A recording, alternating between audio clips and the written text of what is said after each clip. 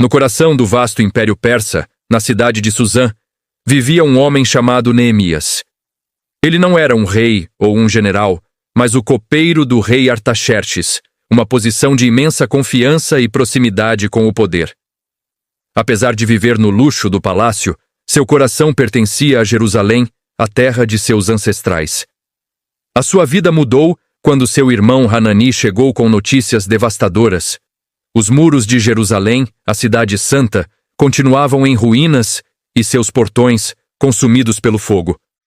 O povo judeu, que havia retornado do exílio babilônico, vivia em vergonha e constante perigo. Ao ouvir isso, Neemias foi tomado por uma profunda tristeza. Ele sentou-se, chorou amargamente, jejuou por dias e derramou sua alma em oração a Deus. Ele confessou os pecados de seu povo e lembrou a Deus de sua antiga promessa de reunir e restaurar Israel se eles se voltassem para ele. Com o coração pesado, mas agora cheio de uma fé resoluta, Neemias se apresentou perante o rei Artaxerxes.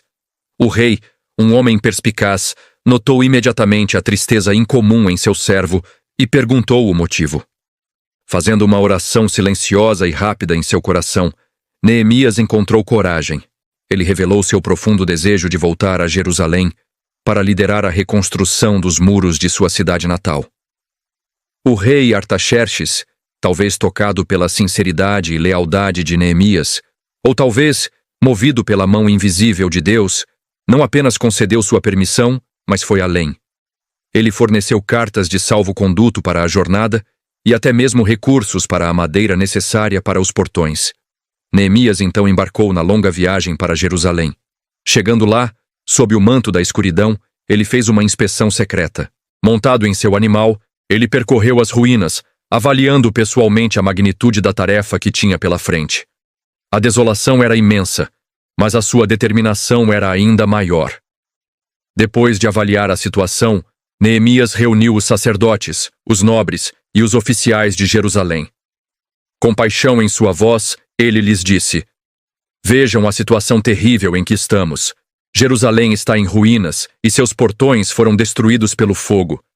Venham, vamos reconstruir o muro de Jerusalém e não seremos mais uma vergonha para as nações." Ele contou como a boa mão de Deus estava sobre ele e como o rei persa havia apoiado a missão. Inspirados por sua liderança visionária e pela clara evidência do favor divino, o povo respondeu com um grito unânime de entusiasmo: "Sim, vamos começar a reconstrução." O que se seguiu foi uma obra-prima de organização e unidade. Neemias dividiu o trabalho de forma brilhante, designando a cada família a responsabilidade por uma seção do muro, muitas vezes a parte que ficava bem em frente à sua própria casa. Isso deu a todos um senso pessoal de propósito e urgência. Homens, mulheres, sacerdotes e até mesmo perfumistas e ourives trabalharam lado a lado, unidos por um objetivo comum: restaurar a honra e a segurança de sua cidade. No entanto, o progresso não passou despercebido. A notícia da reconstrução enfureceu os inimigos de Judá, liderados por Sambalate, o Horonita, Tobias, o Amonita, e Gesem, o árabe. Eles começaram a zombar e a ridicularizar os esforços dos judeus, dizendo: "O que esses judeus fracos estão fazendo? Eles acham que podem reviver estas pedras queimadas de um monte de entulho? Se uma raposa subir no muro que estão construindo, ela o derrubará." Mas Neemias não se abalou. Ele respondeu com uma oração e uma declaração de fé: "O Deus dos céus nos dará sucesso. Nós, seus servos, continuaremos a construir." Quando as zombarias se transformaram em ameaças diretas de ataque, Neemias agiu com sabedoria e coragem. Ele implementou uma estratégia engenhosa. Armou os trabalhadores.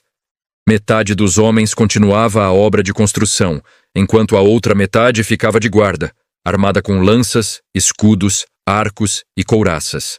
Eles trabalhavam incansavelmente, do raiar do sol até o anoitecer, com uma mão segurando a ferramenta e a outra, a arma.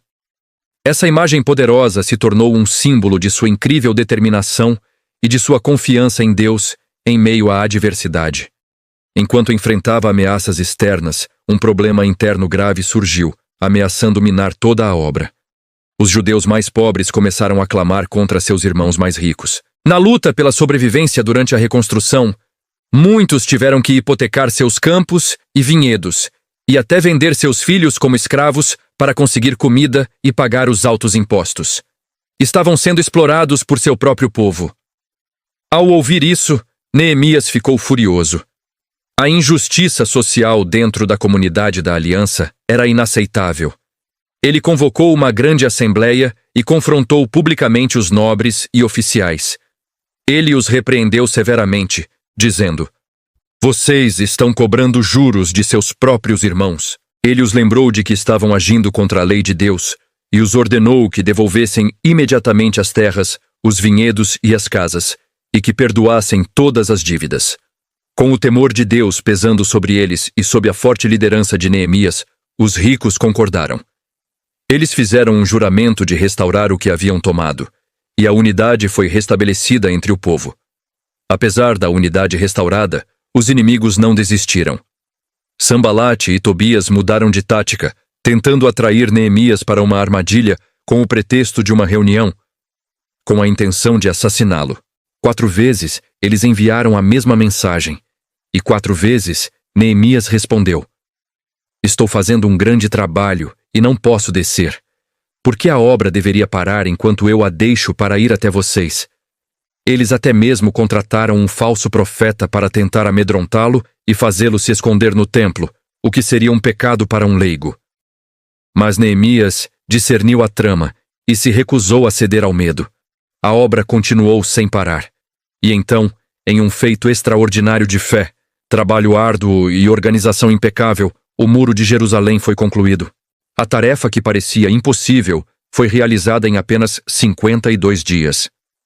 Quando seus inimigos souberam disso, ficaram completamente desmoralizados. Eles não tiveram escolha, a não ser reconhecer que aquela obra só poderia ter sido realizada com a ajuda do Deus de Israel. A conclusão do muro foi uma vitória física e um poderoso testemunho espiritual. Com a segurança física da cidade finalmente restaurada, era hora de focar na restauração espiritual do povo. O sacerdote e escriba Esdras, um estudioso da lei de Deus, subiu em uma plataforma de madeira elevada na praça, diante de um dos portões. Ele abriu o livro da lei de Moisés, na presença de todo o povo, homens, mulheres e todos que podiam entender. E ele leu, desde o amanhecer até o meio-dia. O povo ouvia atentamente, com reverência. À medida que ouviam as palavras da lei, eles começaram a entender o quanto haviam se desviado dos caminhos de Deus. A convicção tomou conta deles, e muitos começaram a chorar. Mas Neemias, junto com Esdras e os levitas, os consolou. Ele lhes disse para não chorarem naquele dia sagrado, proclamando as famosas palavras: "A alegria do Senhor é a vossa força." O povo então celebrou a festa dos tabernáculos com grande alegria. Uma festa que não era celebrada daquela forma há séculos. Eles fizeram uma confissão nacional de seus pecados e renovaram solenemente sua aliança de obedecer a Deus e suas leis. Finalmente, chegou o grande dia de dedicar o muro recém-construído. Foi uma celebração espetacular. Neemias organizou 2 grandes procissões de ação de graças. Lideradas por Esdras e pelo próprio Neemias, elas começaram em pontos opostos e caminharam sobre o topo do largo muro. Uma indo para a direita e a outra para a esquerda. Elas cantavam hinos de louvor e tocavam trombetas, símbolos e outros instrumentos musicais. O som da celebração ecoava pela cidade. As 2 procissões se encontraram na área do templo, onde ofereceram grandes sacrifícios a Deus. A Bíblia diz que a alegria em Jerusalém naquele dia era tão grande que podia ser ouvida de muito longe. Mas um muro forte precisa de um povo para protegê-lo e para dar vida à cidade. Para garantir que Jerusalém, agora segura, voltasse a ser um centro vibrante, o povo lançou sortes. O resultado foi que 1 em cada 10 pessoas das cidades vizinhas se mudaria para morar dentro dos muros de Jerusalém, repovoando e fortalecendo a capital. A história de Neemias é uma das mais poderosas lições de liderança, fé e da incrível capacidade de Deus de usar pessoas comuns para fazer coisas extraordinárias. Neemias não foi apenas um construtor de muros de pedra. Ele foi um restaurador de um povo, um reconstrutor de uma cultura e um reformador espiritual. Ele nos ensina que, com um coração voltado para Deus, oração fervorosa, planejamento cuidadoso, coragem diante da oposição e trabalho em equipe, podemos superar os obstáculos mais assustadores. Sua vida é um testemunho eterno de que um único indivíduo, dedicado e agindo com a bênção de Deus, pode realmente trazer transformação, esperança e restauração para uma comunidade e até mesmo para uma nação inteira. O legado de Neemias não está apenas nas pedras que ele empilhou, mas no exemplo de fé e perseverança que ele deixou para todas as gerações futuras. Obrigado por assistir. Se você se inspirou nesta história, não se esqueça de curtir o vídeo e se inscrever no canal para mais conteúdo como este.